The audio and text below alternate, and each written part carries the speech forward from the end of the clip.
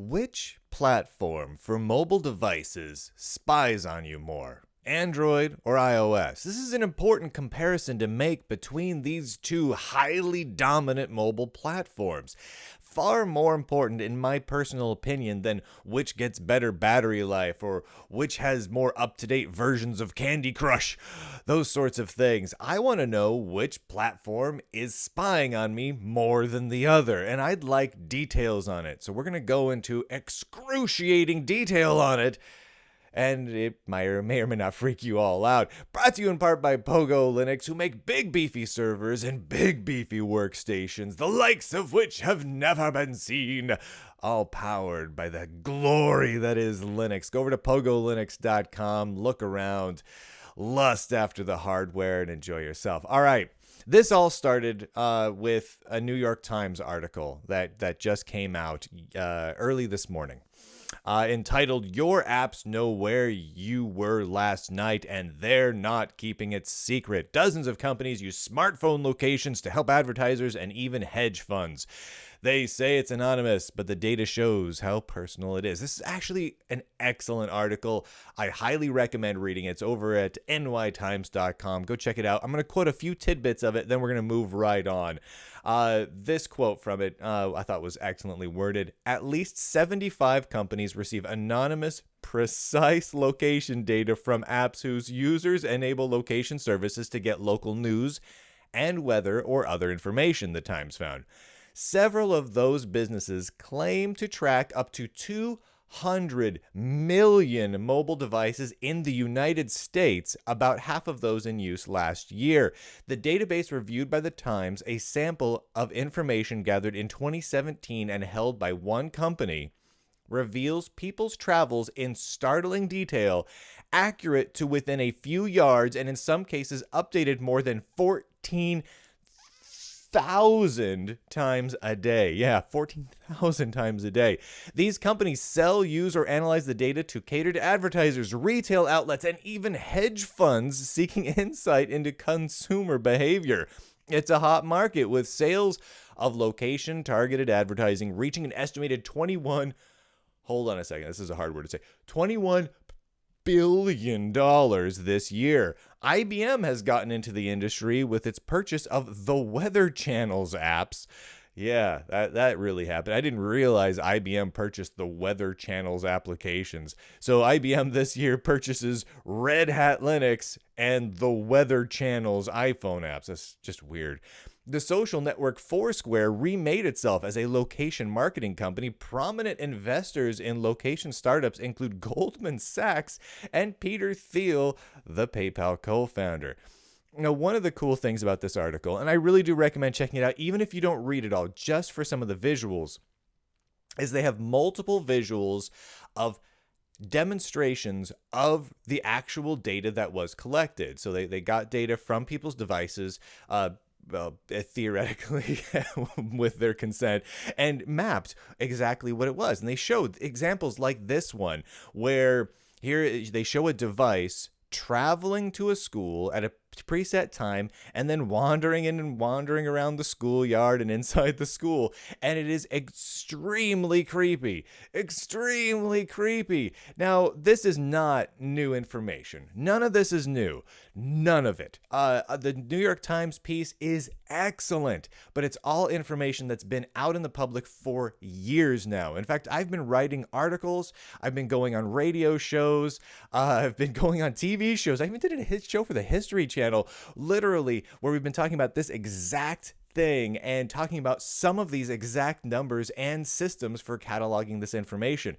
Not new, but extremely important. It's critical to me, you, and to everyone else who doesn't want to live in some weird 1984 inspired dystopian future.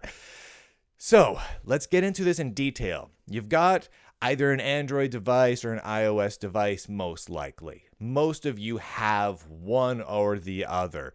Well, research conducted by Professor Douglas C. Schmidt, a professor of computer science at Vanderbilt University, put his team together, and they did a test. They saw, as part of that test, let's see which platform sends more information back, whether it's, to Google services, to Apple services, and in what circumstances. Now, this was distributed in August of 2018, so it's a couple months old now, but I just saw it and I've got to dig through it, and it was distributed by digitalcontentnext.org. So if you want to grab this, this was a big PDF document that they published. Go over to digitalcontentnext.org and look back at the August 2018 release of this document. It's absolutely fascinating. I'm going to read some quotes from it, and then I've got some charts to display that are mildly mind-blowing. It's hard for an Android mobile user to opt out of location tracking. For example, on an Android device, even if a user turns off the Wi-Fi, the device's location is still tracked via its Wi-Fi signal. Let that one sink in for a minute.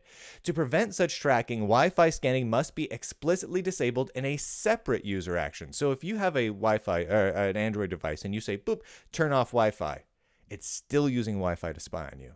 You're just not benefiting from Wi-Fi. Think about that one for a minute. The ubiquity of Wi-Fi hubs has made location tracking quite frequent. For example, during a short 15-minute walk around a residential neighborhood, an Android device sent 9 location requests to Google. The request collectively contained roughly 100 unique SSIDs of public and private Wi-Fi access points. This is nothing new. They've been doing this for years. Literally, I did a TV show called Breaking Mysterious. I want to say it was about 2 years ago now. It was a little over 2 years ago that an episode filmed. And we talked literally about exactly this issue. You walk around, Google is actively pinging Wi-Fi hotspots, checking their security, checking their locations, checking your locations in relation to them, and sending all that information back to Google constantly. And remember, that's from one phone. Imagine if you start having tons of people out there with cell phones, like we do right now. And it goes on to say, of potentially greater interest is the passive data that these platforms collect, which goes beyond location data and which remains relatively unrecognized by the users. To assess the type and frequency of occurrence of such collection in greater detail, an experiment was conducted that monitored traffic data sent to Google from mobile phones, both Android and iPhone. For comparison's sake, this experiment also included the analysis of data sent to Apple via an iPhone device. Valid, right? For simplicity, the phones were kept stationary with no user interaction. On the Android phone, a single Chrome browser session remained active in the background, whereas on the iPhone, the Safari browser was used. This configuration provided an opportunity for systematic analysis of the background collection that Google performs purely through Android and Chrome, as well as collection that occurs in the absence of those without any additional collection requests generated by other products and applications such as YouTube, Gmail, or other app usage. This is the chart. This is the chart. This chart shows, and apologies for those of you listening to the audio version of the show, holy macaroni. Basically, we've got a bar chart that shows the amount of data collected by Google per hour. On an Android phone, it sits at roughly 40. And again, this is on a phone that's doing nothing. On an iPhone, the same data collected by Google, again, through like Google Apps, is a slim, what is that, 1? And then collected by Apple, and this is the part that I found fascinating. The line sits about 5, is that? So a huge amount less, like 1/8 of the number of requests, and they broke down the requests based on the servers they're hitting. Now, most of these requests are going over HTTPS. It's difficult for them to ascertain exactly what data is being sent back and forth. They can look at the amount of data, but in some cases, we really only know what servers they're hitting. In this case, we're looking at around 30 some odd % of the data is going to location services. A very small amount of the data, around 3%, in terms of number of requests, are going to the ad services, and then other ones are going to some of the other services as well. It is truly huge in difference in terms of the amount of data and the number of times that data is being sent when you compare Android to iPhone. It's just magnitudes difference. The study goes on to continue. That's a redundant way to say that. During a 24-hour time period, the Android device communicated roughly 900 data samples to a variety of Google server endpoints. Of these, roughly 35%, or approximately 14 per hour, were location related. Google ad domains, think about that. It's not moving. 14 per hour. Good Lord. Google ad domains received only 3% of the traffic, which is mainly due to the fact that the mobile browser was not actively used during the collection period. The remaining roughly 62% of communications with the Google server domains were roughly divided between requests to Google's Play App Store, Android's uploads of device-related data such as crash reports and device authorization, and other data which were predominantly in the category of Google services, background calls, and refreshes. I gotta ask this. Why on earth would Google need to be making ad-related requests on a phone that is not being used? Literally, a phone that has nothing up and running. There's no ad-type application up and running. It's turned off and sitting somewhere. It's just sitting. It's just sitting there. It's sleeping. It's not even moving.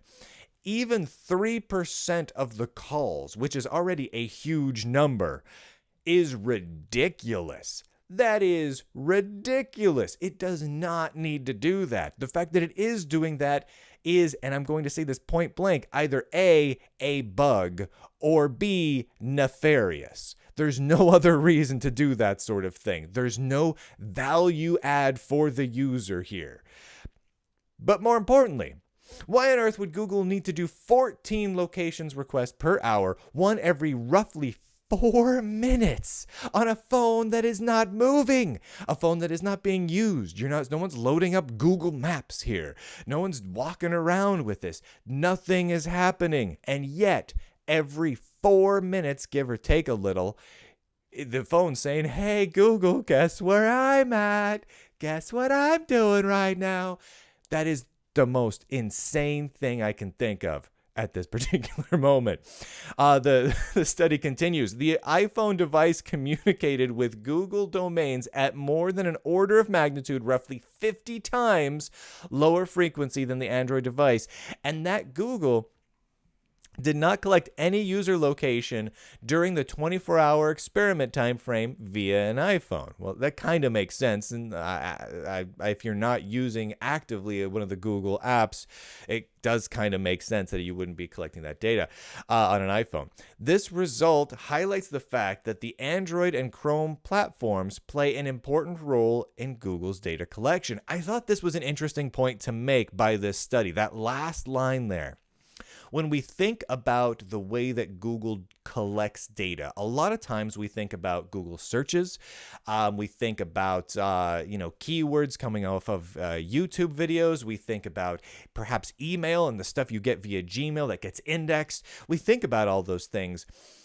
But we don't necessarily think about simply the Android platform itself. Just the existence of the operating system is massively involved in collecting location and other data literally every couple minutes if you're doing nothing. And that's just with the platform. That's not with Gmail. That's not with Google Maps. That's not using anything else, just those things. So that shows you how critical Google's Android platform is to their data collection operation. Additionally, it goes on, the iPhone device's communication with Apple servers were 10 times less frequent than the Android device's communications with Google. Location data made up a very small fraction, roughly 1%, I think it's a little less than 1%, of the net data sent to Apple servers from the iPhone, with Apple receiving location-related communications once every day on an average. Think about that in terms of the contrast here. If you have an iPhone, It's reporting to Apple where you are if you're not using it. If it's just sitting on a desk, right? You're not moving, you're not looking up something on your maps, nothing like that. It's just sitting there. And you've got two phones, one iPhone, one Android phone. The Android phone that's not moving every 4 minutes. The iPhone, one time a day. That is insanely different. Like, that's crazy. This is all for stationary, right? These are stationary, very controlled tests. What about a real world scenario? Because none of us, very few of us, get a phone and go, neat, here's a phone, and then put it down on a desk and never touch it again or install apps, right? We all install applications on it. We go around the world. We look things up. What happens then? What happens in the real world scenario? They did that test too. An experiment is designed which entailed a user going through her daily life using a mobile phone while deliberately avoiding the use of any direct Google products, i.e. avoiding search, Gmail, YouTube, Maps, etc., except the Chrome browser. I thought this was an interesting way to go because, in other words, they set up an experiment that very closely mirrors what many people who are very security and privacy conscious do with their Android devices. What it would look like for an Android user who's trying to deliberately avoid Google services, to not use them, to maybe put F-Droid on their Android phone or Android tablet and use that for installing applications instead of the Play Store. This describes how I and many other people use Android. So I found this part rather highly fascinating. During the 24-hour time period, which includes the nighttime stationary/dormant time frame, the majority of calls from the Android phone were made to Google's location and publisher/advertisement service domains such as DoubleClick and Analytics. Google collected user location in roughly 450 instances, which is roughly 1.4 times the experiment, which involved a stationary phone. Holy moly. Check out this chart. All right, so this is the chart based on that experiment. Same basic chart, same thing we looked at before, except this time a phone that's used more like a phone. People making calls, people walking around, searching for a couple of things on the web, but trying to avoid Google search, but still using the Chrome browser, but otherwise staying clear of all the other Google apps and Google services as best they can. Android number of requests per hour on an Android phone collected by Google, 90. On an iPhone collected by Google, roughly 50. Seriously. On an iPhone collected by Apple, what are we at? Like 19, 20 in total. And the breakdown is fascinating as well. You look at the magnitude of data in terms of the total amount of data being sent, and you're looking at about a little less than 30%, so 26 some odd percent is location data, and then a little bit more than that, 30 some odd percent is ad domains, so hitting those ad services. And then the rest of it's kind of divided between everything else and just who knows what. Fascinating. I mean, it's a huge discrepancy. Huge. Like night and day. Like there's holy heavens. Now, if you don't use Android or iOS, and there's some of you out there that don't, for a long time I didn't either. You think you're clear of the Google tracking?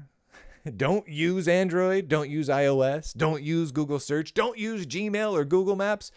Well, think again, my friend. You're getting tracked too.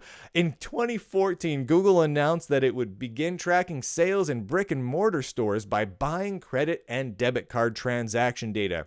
Such data covered 70% of all credit and debit transactions in the United States of America. It contained the name of the individual as well as the time, location, and amount of their purchase. So if you have a credit or debit card that you have used, you are being tracked by Google. You can't escape them. You literally have to have no phone and just have cash money in your pocket. We'll go back to little sacks of gold coins or something like that. Oh my heavens. You think that's creepy though? Hopefully you don't play any smartphone games, like Pokemon Go, etc., like that. Games that have additional location tracking on top of all that. Oh my heavens. The lack of privacy, of personal privacy that you have is just off the charts in that case. Heaven forbid you play a game like Pokemon Go, and that's not the only one. That's just an easy one to pick on, right? On an Android phone, because then you have everything that was in that chart, plus all the data tracking that happens with a location-based application. And again, this isn't even knocking games like Pokemon Go, because they need to do location tracking for the functionality of the game. But just the same, your location is being tracked a lot. Every second, every minute, that data is being tracked, collected, and stored, and you have no control over that unless you don't play the game and don't use the platform at all. It's very, very freaky. So in summary, let's kind of bring this all together here. Android, which has a very large amount of open source code in it, is far more open source than Apple's iOS. And yet, Android spies on you and me far more than iOS, to an extreme degree, to an extraordinary, almost comical level. This is possibly the first and only good reason I can think of to use an iPhone. Literally. I mean, I'm a little bit of a tinfoil hat wearing guy. I'll admit it flat out. I worry about being tracked. Do I have anything to hide? I don't think so, but just the same, it freaks me out when people track each other. I don't know what they're going to use that data for, and I didn't give them permission to, so I don't like it. And I look at this and I think, okay, I love open source. I love free software. Part of what I love about it is that it gives you control over your life. It gives you control over your data, over the software you use. And yet, if we're utilizing one of the more open platforms, such as Android, but we're getting spied on 50 times more than on a fully closed down, locked down platform like iOS, what was the benefit? I asked that really, like in all sincerity. What was the friggin' benefit? I can't think of any. I legitimately have absolutely no idea. However, I mean, there are ways out of it. One of the sponsors of the show is Purism. They make laptops with hardware kill switches that ship preloaded with free software, foundation approved versions of Linux, and they're working on a cell phone called the Librem 5, which will ship, I believe, sometime in the spring. I don't have the details on that, but it runs just Linux. So you don't have the issue of base Android constantly phoning home to Google. You have a nice open source free software operating system on there that doesn't spy on you. I mean, and if it did, you just turn it off because it's all free software. That amount of power and control really means something. More companies should be doing things like that. More companies absolutely should. Check them out over at Purism's website, puri.sm, and Lulzbot, makers of great 3D printers. They don't make hardware that spies on you because they don't need to. They just make really great 3D printers. Go to lulzbot.com. They're absolutely fantastic, especially the Lulzbot Mini. I mean, the Taz, which is their big 3D printer, is awesome too, but I just have a soft spot in my heart for the Mini. It's adorable. Go check it out. If you want more information about this show, head over to lunduke.com or patreon.com/Brian Lunduke. You can help pitch in with the roughly 1,000 or so people that help keep the lights on for this show, that help make this show possible. Thank you to all of you for pitching it and making this crazy thing I do doable. Or go over to linuxjournal.com as the oldest Linux magazine in the world. I am the deputy editor over there, and we have lots of fun. So if you want to read the articles I write, head over to linuxjournal.com.